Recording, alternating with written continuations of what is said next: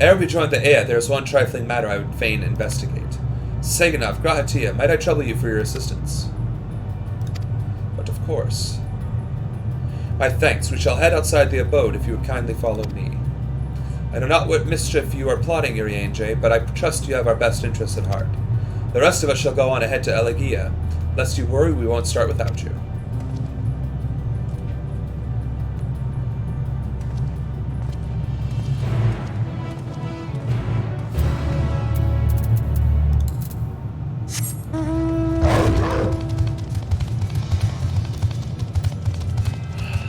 Alright, so we're heading very far away from the abode. Is it because you can see these constructs? Is he trying to get a better look at the constructs? Was there something I missed on the... Like, are we investigating a monolith? And is that Zephyr 4? So many questions! Not enough answers. Alright, we're gonna... Yeah, no, we're gonna go directly. Look at the plants, or things, just floating in space. The other one, and the other one over there. Oh. Interesting.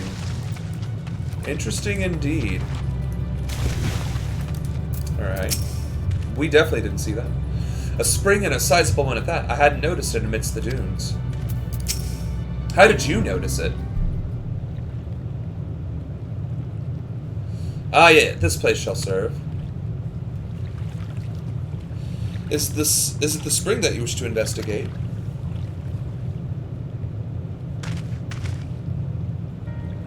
Pray forgive me, my friends, but there is naught to investigate. Oh. 'Twas but a pretense to speak in private.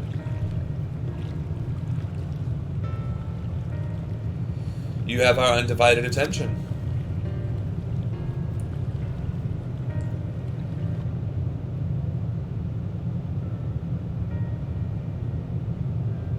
As we have established here in Ultima Thule, those denizens of ruined stars are recreated in their twilight days. Yet one question doth arise in my mind. So faithfully formed are the simulacra, they believe themselves yet amongst the living. How dost thou suppose this is possible?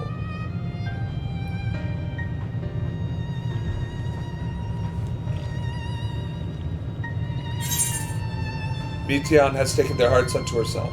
Meteon has made contact with them while they still lived. Maybe that.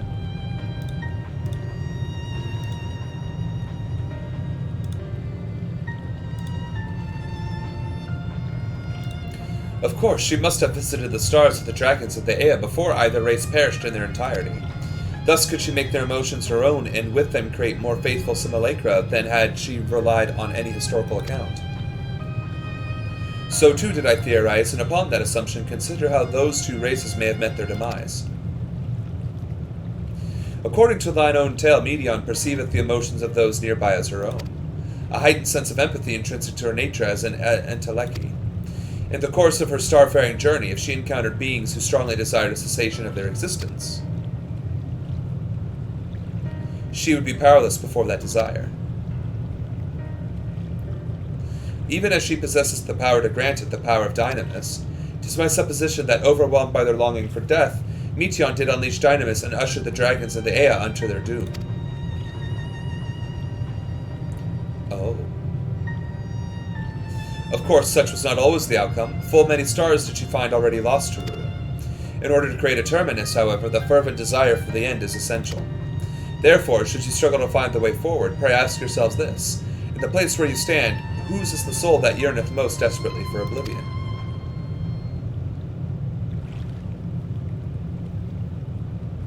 Why did you tell us this now?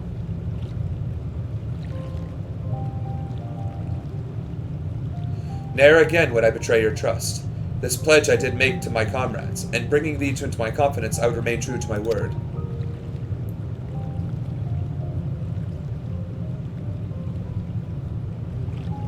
As for thee, let us consider it my fitting reward for the secrets I harbored for the Crystal Exarch.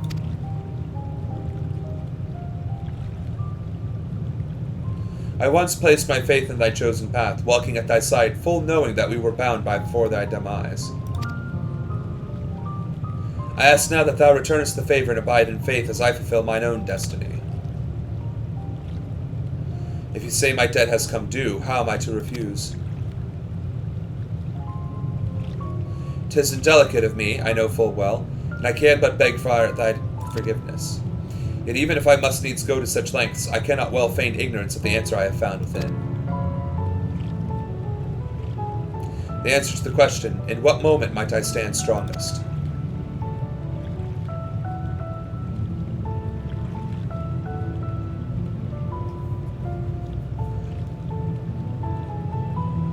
After all that we've been through, I will say only this.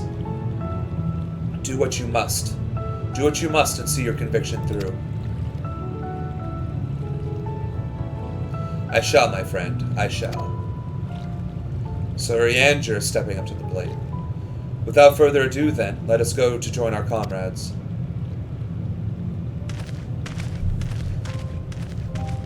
Jeez.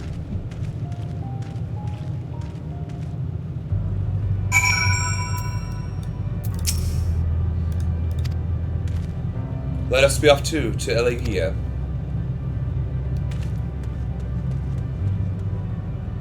I mean, I'm less broken up over Urianger, but that's still, like, we're gonna lose the entire party by the time this is all over. I am glad it isn't Ishtola, but it clearly seems as though Ishtola's gonna be coming at some point. It is an inevitability at this point. That's so messed up. Oh my god. I understand you've taken care of business. If you're ready to begin then, so are we. While we waited, we mentioned our star's situation to the Ea. They nodded sagely or something to that effect. Come, let us hear the Ea's tale and learn what caused such enlightened beings to crave nility. Don't mind me.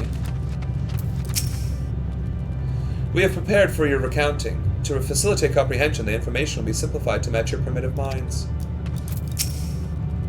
Your companion in front, the one called Ishtola, she seems the keenest to learn the truth. I pity her. Oh, you are here already. Your comrade said he would be late. It would seem your star too has been plunged into a panic-induced cataclysm. We hope that our tale will not serve to exacerbate it. It seems everyone is accounted for. Shall we then?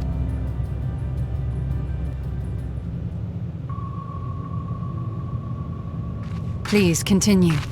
Tell us about this truth you discovered. Very well. Bear in mind, however, that the purpose of this conversation is not to impart scholarly knowledge, for such requires that you comprehend the subject matter, which you will not. We will forego the intricacies of our scientific methodology and deal only with the conclusion, the end of our society and our world. We acknowledge, with regret, that your star is in the midst of the same panic-induced cataclysm that befell Deneb 3. Okay. As such, in order to avoid causing undue distress, we will refrain from explicitly stating how much time you have remaining. So Meteon is the destroyer of worlds, literally. You are entirely too kind. I pray you recount your tale as you see fit.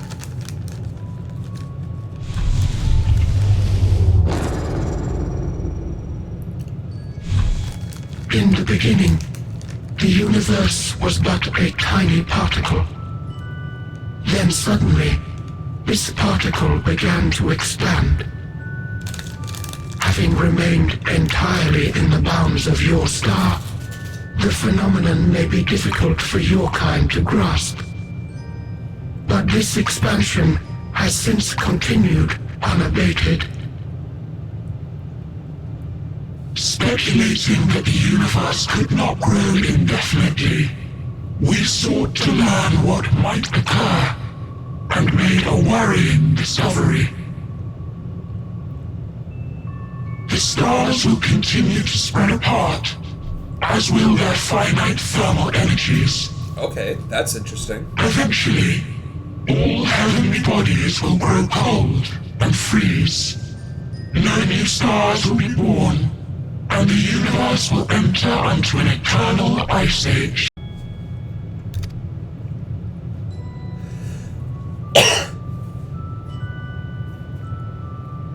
In hopes of proving that this determination was erroneous, we scrutinized our research from all angles, even as we sought to avert the everlasting winter.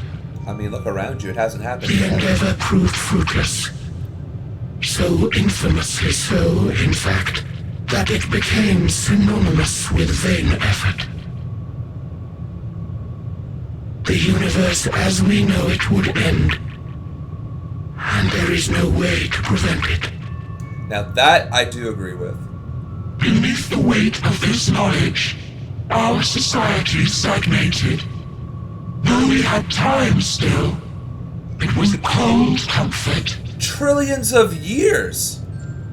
Why strive for anything when desolation is assured? When our wealth of wisdom, accumulated since the dawning of our kind, would be forever lost. We only got No trillions of years left. civilization would rise from our ashes. No scholar recover our knowledge. In silence unbroken, naught would stir. What? Intellect was once our pride. Overnight, it became our shame. Our works, monuments to futility. Immortality, our greatest invention, became a source of suffering. Rather than suffer on, many chose to unmake themselves by means of etheric exsanguinators. That's wild. We're immortal? Etched upon these stones are the testaments of such souls. Though many left no words at all, thinking it a pointless gesture. What on Once we earth? have obtained vessels of flesh, we likewise intend to vanish. That's gnarly. If you understand this, understand aught of our tale, you will abandon your quest for knowledge. Ignorance truly is bliss. If you would cling to your illusory happiness, remain primitive and pure. It is the only way. Yeah, I'm pretty sure humanity will party at the end of the world. No worries there.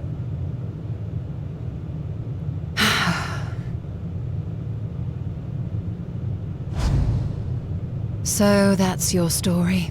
Damn, Ishtola! Wow! That was While cold. I appreciate your advice, I will not heed it. Convinced though you may be of this truth, it is yours and not mine. Indeed, truth, I have ever believed, is in the eye of the beholder. Oh, come on. Are you suggesting that we have reached a faulty conclusion? That our science failed us? Yes. Hardly. As you yourself said, the subject matter is beyond my comprehension. Okay, that's fair. And that, I accept, is true. I do not possess the knowledge to prove or disprove your conclusion. I do. In my mortal years, I doubt I could even approach the wisdom of the air.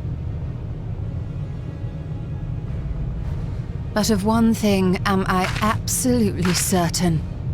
I would not be happier in ignorance. Ishtola, no! You mustn't! Yeah, I thought it was Urienge. The most important lesson I've learned is that learning isn't simply passing one's eyes over words. Nay, 'tis when understood for oneself that knowledge attains its true value. I could go on a tangent there, but I'm about to This cry. is what has sustained me. driven me onward in joy and wonder, in anger and sorrow.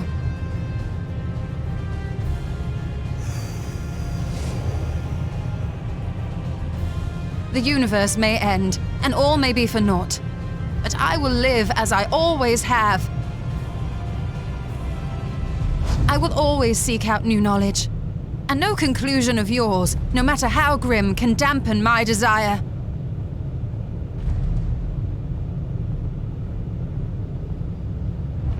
I suppose it is only to be expected. Their feeble minds cannot fathom the terrifying gravity of it all.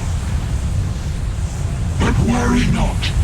We consider it our duty to enlighten you, and we will not stop until you grasp the full extent of our despair.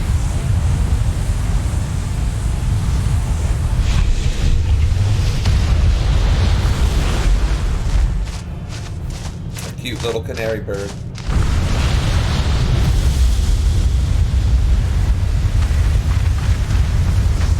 Keep calm and listen well. Though my body will soon dissipate, there may be a way to restore it. Asm's magic. So long as our souls remain, you can use it to summon us back. Thank But God you for mustn't, Stola. for it would mean losing our way forward. This I only reveal so that you can promise not to invoke the magic. We came here knowing what victory may cost, so press on. Press on, and do not look back.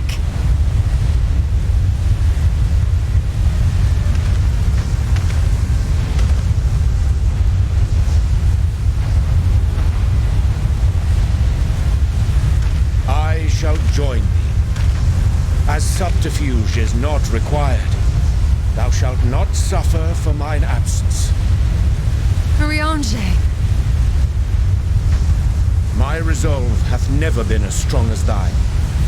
Full oft have I wavered in my decisions, and afterwards been stricken with regret.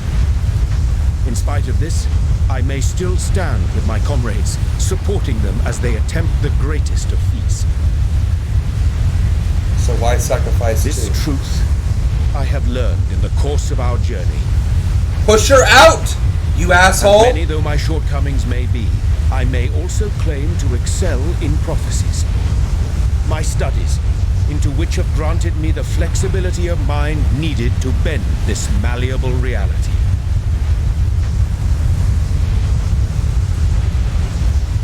Push her out! Thus shall I hope that thou mayest have the strength to resist, and our comrades the strength to continue.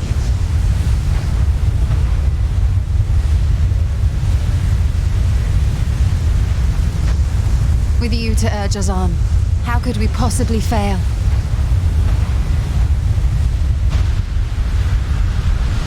Are you...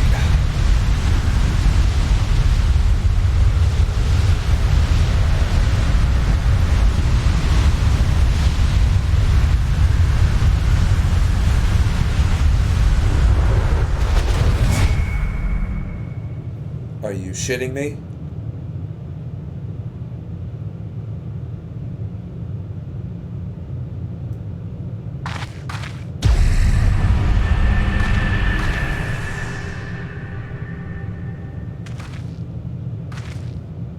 What's this? An extinguished civilization. Rekindled.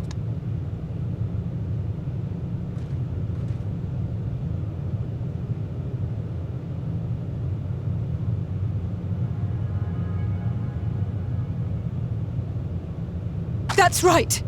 Our quest doesn't end here. We'll press on, and we will find you.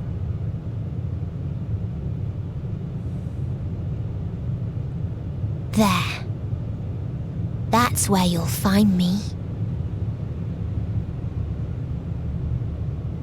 Is that another star? Of the stars we visited, most were already devoid of life. And where there was life still, the inhabitants wished for death. But even death, we learned, isn't truly the end. It is but a part of the cycle of rebirth.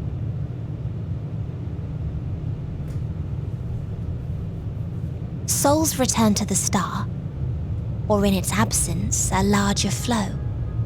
And eventually they are reborn. Wow, they brought in Starborn. Alive again, to know suffering anew. True salvation lies not in dying. It lies in not being born. Oh my god! This is the gift I would give to you. To all life on beautiful Atheris. To that end, we created an egg wherein life cannot quicken. That dead sun. Attain it if you can, before your friends' emotions fade away, along with their protection.